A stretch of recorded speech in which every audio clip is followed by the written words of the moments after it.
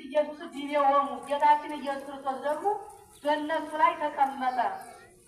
ወንዘ ይበስው ሕዝብ ነጸፉ አልባሲሆሙ ሌላ ብዙ ሕዝብ ደግሞ በዓሉን ለማክበር ልክ እንደናንተ ማለት ነው መጥቶ የማያውቅ ይሄን ያክል ግጥም ያለው ብዙ ሕዝብ አለ።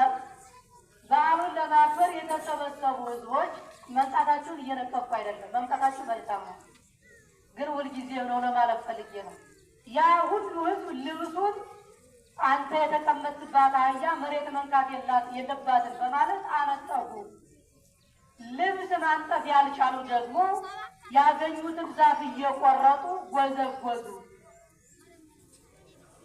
ጌታችን ኢየሱስ ክርስቶስ ይህ እየተደረገ በአህያዋ ሆኖ እንግዲህ እሱ አህያይቱ ማለት እነዚህ እንስሳት ከተገናኙበት እስከ ኢየሩሳሌም ድረስ 16 ምዕራፍ ነው።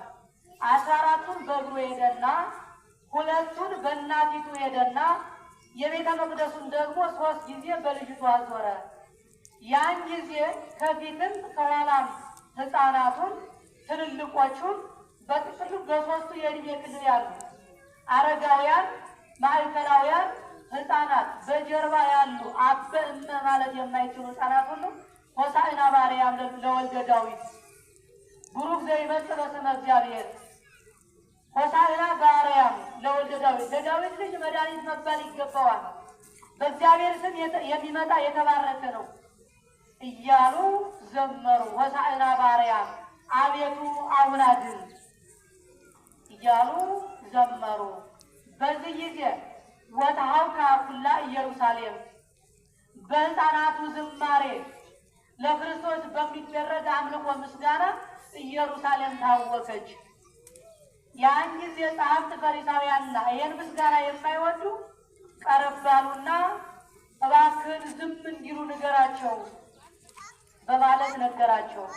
ከዛ በኋላ እነሱ ሄደው ሕፃናቱን ዝም በሉ አይጮህም እያሉ ተናገሯቸው።